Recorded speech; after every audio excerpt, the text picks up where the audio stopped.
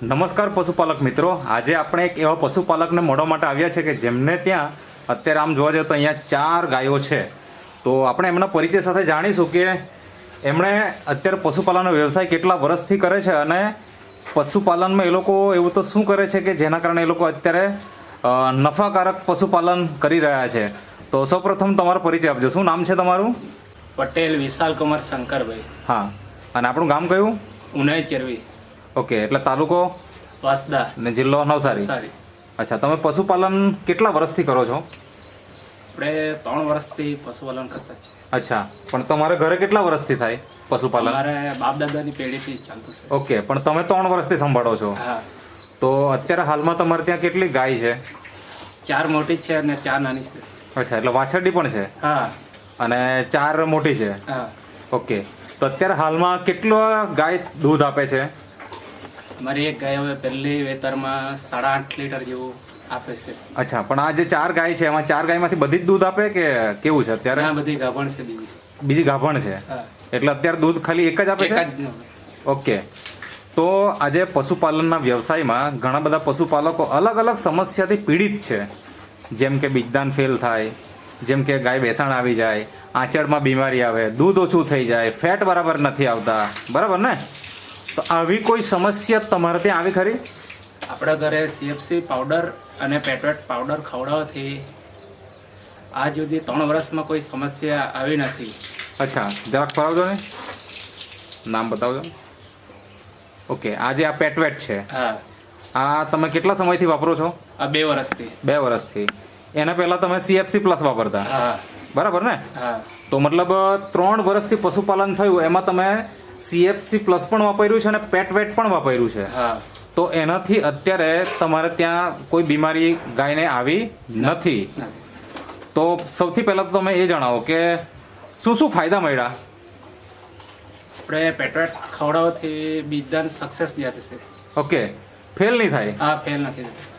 જેમ કે અત્યારે 3 ગાય ગાભણ છે, હા, તો કેટલી વખત બીજદાન કરાવવું પડ્યું? એક જ વાર. એક જ વાર? હા, બાકી આજે તો ઘણી વખત એવું બનતું જ નથી. 2 વખત કરવું પડે, 3 વખત કરવું પડે, ત્યારે જઈને આપણને રિઝલ્ટ મળતું હોય. અને અહીંયા તમે કહો છો કે એક વખતમાં ફાઇનલ જ થઈ જાય. ફાઇનલ થઈ જાય. બરાબર છે. બીજો શું ફાયદો મળ્યો? બીજો કે બેસાણે નહીં, હવે આંચળમાં કોઈ પ્રોબ્લેમ નથી આવતું, ધાવરું નથી થતું. ઓકે, દૂધમાં? દૂધમાં સારું છે.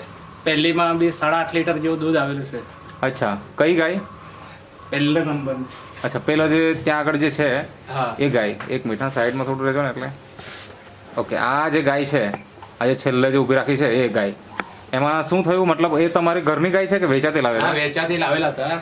ઓકે. 1 માસ બાકી હતો. હમ. 8 માસથી લાવેલા હતા. 9મા માસમાંથી અમે પેટવેટ ખવડાવ્યું.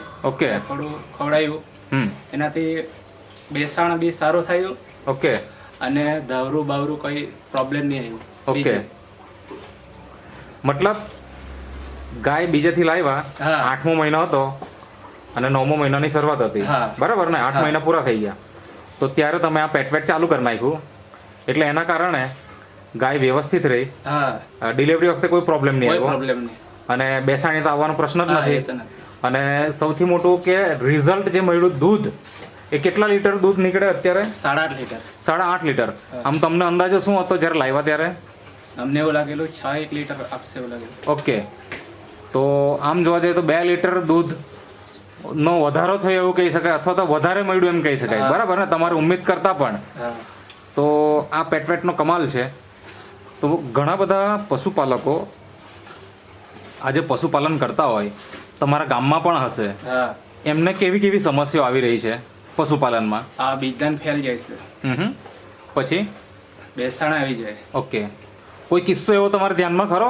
હા, હા, બોલો ને. નામ, ગામ એનું શું છે અને શું પ્રોબ્લેમ હતો? ને આપણે નરેશભાઈ મારા ફળિયામાં છે. એ મારું થોડું ઘરનું કામ કરવા માટે આવેલા હતા. મારી ગાયને હું જોયું અને એ ઓકે. એમ કે તમે શું ખવડાવો? મેં કીધું મેં પેટવેટ. ઓકે. ઓલરેડી એના ઘરે ગાય બેસી ગયેલી હતી અને એવો સરકારી પેલી ઇકો ને એવી આવે ને ઢોર માટે સ્પેશિયલ, હા, એનાથી બોટલ લેવા ચડાવ્યો પણ કઈ ફરક નહીં પડ્યો. અચ્છા, પશુપાલન માટે જે એક વેન ફરતી હોય, હા, કે એના સ્વાસ્થ્ય માટે એને બીમારી હોય તો એના માટે સર્વિસ આપે, બરાબર ને? હા તો એ વાન પણ આવીને એને બોટલ ચડાવી ગયા, હા પણ ગાય ઊભી નહીં થઈ. નથી. અચ્છા, એવું કેટલા દિવસ બેસાણી હતી? આઈ થિંક 10-15 દિવસથી બેસાડે હતી. ઓકે, હા તો પછી શું થયું? હવે આપણે કીધું એટલે આપણે એને પાવડર આપી આવ્યા. હમ 5 દિવસમાં ગાય ડિલિવરી પણ થઈ ગઈ ને ઊભી પણ થઈ ગઈ. સવાર સાંજ 2 ટાઈમ વપરાયું, 3 ટાઈમ વપરાયું કે 1 ટાઈમ વપરાયું? કેવી મેં એ રીતે? લોકોને એમ કીધું કે એક ટાઈમમાં હવે બહુ વીક છે એટલે તમે એક ટાઈમમાં 4 ચમચી આપો. ઓકે, એવો કેટલા ટાઈમ આપ્યો આખો દિવસમાં? 2 ટાઈમ. 2 ટાઈમ, હા એટલે 4 ચમચી 2 ટાઈમ આપી. તો કેટલા દિવસમાં ઊભી થઈ ગઈ એમ કીધું? 4 દિવસ. 4 જ દિવસમાં. આ જે ઉનાઈ છે, ઉનાઈ ગામ ને હા. આપણું, અને એમાં કયું ફળિયાની વાત છે? આ પટેલ ફળિયાની. પટેલ ફળિયા, ચરબી, હા બરાબર ને? ચરબીનું પટેલ ફળિયું એવું કહેવાય? હા ઓકે, તો ખરેખર બહુ જ જોરદાર રિઝલ્ટ કહેવાય. હવે એ પશુપાલક જ્યારે આવ્યા ત્યારે શું એમને વિશ્વાસ હતો કે પછી અવિશ્વાસે લઈ ગયેલા, કેવું? ના આપણી ગાય જોઈ ને અહીંયા આવીને હા. એ લોકો પોતે કામ કરવા માટે આવેલા હતા. અચ્છા, આ તબેલાનું કામ કરવા માટે આવેલા ઓકે. હતા. એટલે એ લોકો પોતે જે કે તમે શું ખવડાવે, હા હા કઈ રીતના ખવડાવે. મેં બરાબર. કીધું, અમે આ પેટવેટ ને ચારા પાડી આપતા. ઓકે એટલે એનાથી એ લોકોએ બી કહ્યું કે અમને બી આપી જવું. ઓકે, મતલબ તમારે ત્યાં તબેલાનું કામ કરવા માટે આવ્યા હા અને એના ચક્કરમાં એમણે પૂછી લીધું કે ભાઈ તમારે શું ખવડાવો કે આટલી ગાય તંદુરસ્ત દેખાય છે, હા અને ત્યારે તમે સલાહ આપી અને એના હિસાબે એમને ત્યાં ગાય આજે તંદુરસ્ત બની ગઈ, હા બરાબર ને? તો ખરેખર ખૂબ સારું રિઝલ્ટ છે. આવા તો અનેક લોકોને અલગ અલગ ટાઈપના આપણને રિઝલ્ટ મળ્યા છે. તો મને મારા અનુભવના હિસાબે વાત કરું તો ડૉક્ટરી ખર્ચો તમારો અહીંયા નહિવત આવતો હશે, આઈ થિંક. આવે ખરો કે ડૉક્ટરી ખર્ચ નથી. બીમાર પડે ને એવું ના નથી આવ્યો? મારે ખાલી બીજદાન જ એક વારનો ખર્ચો. બસ ખાલી બીજદાન કરતી વખતે ખર્ચો આવે એટલો જ, અને એ બી એક જ વખતમાં આપણું સક્સેસ થઈ જાય, હા બરાબર ને? અને બીમાર પડવાનો કોઈ પ્રશ્ન જ રહેતો હા, નથી, નથી. બરાબર? તો શું કહેવું છે બધા પશુપાલકોને તમારે? કે પેટવેટનો યુઝ કાયમ કરવાનો. તમે રેગ્યુલર ખવડાવો? હા રેગ્યુલર. એટલે સવાર સાંજ 2 ટાઈમ કે 1 ટાઈમ કે કેવી 2 રીતના? ટાઈમ એક ચમચી. બધી જ ગાયોને ખવડાવો છો? હા ઓકે, તો જો આ 3 ગાય જ્યારે વિયાણ થઈ જશે તો કેટલું દૂધ આપશે એવું લાગે તમને? અત્યારે સવાર સાંજ કેટલું દૂધ આવે એક ગાયનું? અને એક ગાયને 8.5 લીટર આવે છે પહેલીનું. 1 ટાઈમ કે 2 ટાઈમ મળીને? એક ટાઈમ. 1 ટાઈમ, એટલે સવાર સાંજ કેટલું થાય? સવાર સાંજ માનો ને થોડું અડધા લીટર જેવું ઓછું આવે સાંજે. એટલે 15.5 લીટર ખરું, હા બરાબર ને? હા અને જો આ 3 ગાય જ્યારે વિયાણ થશે તો તે સમયે શું લાગે તમને અંદાજો કેટલું દૂધ આવશે રેગ્યુલર? આઈ થિંક 27-28 લીટર જશે. 1 ટાઈમે, હા બરાબર? એટલે 2 ટાઈમ મળે તો લગભગ 54-55 લીટર સુધી જશે. જશે. હા. અને આજે પશુપાલકો ખરેખર દૂધનું ઉત્પાદન વધે એવું જ ઈચ્છતા હોય હા તેવા દરેક પશુપાલક તમારો કોન્ટેક્ટ કરી શકે એના માટે તમારો ફોન નંબર આપો. 72 83 94 66 56. તમારું નામ? વિશાલ. વિશાલભાઈ. ઓકે,